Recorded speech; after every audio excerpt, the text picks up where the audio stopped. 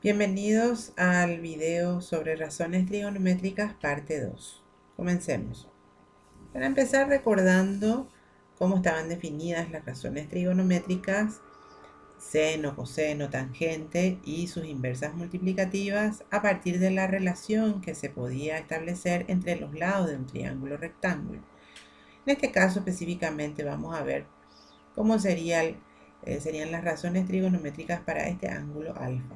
Si estamos observando este ángulo alfa, el cateto opuesto sería este cateto que está frente al ángulo, que en este caso sería el lado C, y el cateto adyacente sería este lado, que es uno de los lados del ángulo, que sería el lado A. Y la hipotenusa, por supuesto, es siempre la hipotenusa. Ahora, la fórmula para estas razones trigonométricas están dadas de la siguiente manera.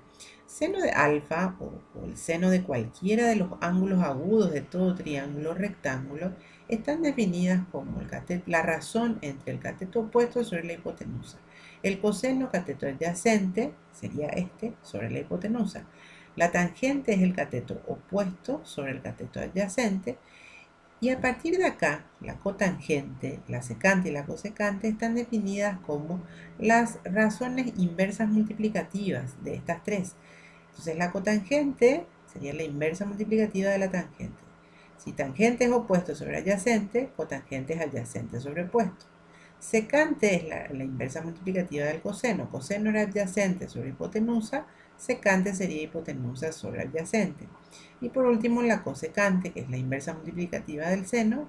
Nos fijamos que seno era opuesto sobre hipotenusa y cosecante sería hipotenusa sobre opuesto.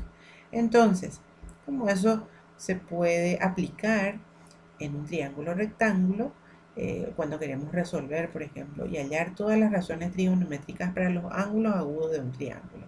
En este caso yo puse aquí un ejemplo, un triángulo cuyos lados miden catetos 3 y 4 y la hipotenusa 5. Estos serían los ángulos agudos, el ángulo alfa y el ángulo beta. Primero hagamos todas las razones trigonométricas para el ángulo alfa. Para el ángulo alfa, el lado 3, que mide 3, es el opuesto. El que mide 4, el cateto que mide 4 sería el adyacente. Y la hipotenusa es el lado que mide 5. Entonces, como dijimos que seno era opuesto sobre hipotenusa, sería 3 quintos. Coseno dijimos que era adyacente sobre hipotenusa, entonces sería 4 quintos, coseno de alfa. La tangente de alfa, que es el opuesto sobre el adyacente, sería 3 sobre 4. Y a partir de acá ya empezamos simplemente a invertir.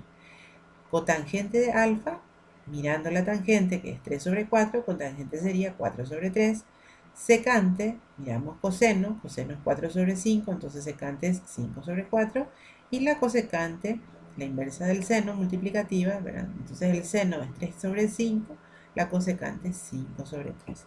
Acá lo fundamental es definir bien estas tres primeras razones trigonométricas, porque a partir de estas tres ya podemos determinar las siguientes, que son sus inversas multiplicativas. Ahora, para hallar las otras razones trigonométricas para el otro ángulo agudo beta, nos encontramos con la siguiente situación. El opuesto de beta es el lado que mide 4 y el adyacente es el lado que mide 3. Entonces el seno sería 4 sobre 5, el coseno de beta sería 3 sobre 5 y aquí se empieza a dar una igualdad. El seno de uno de los ángulos agudos equivale al coseno del otro. La misma cosa ocurre con tangente. Tangente de uno de los ángulos agudos equivale a la cotangente del otro. Y la secante de uno de ellos equivale a la cosecante del otro. Por lo tanto, ¿qué es lo que está pasando aquí con estos catetos y estas razones trigonométricas? Que cuando tenemos los ángulos agudos, que son alfa y beta de un triángulo rectángulo, no solamente podemos decir que son agudos, sino aparte cumplen esta fundamental propiedad, que son ángulos complementarios.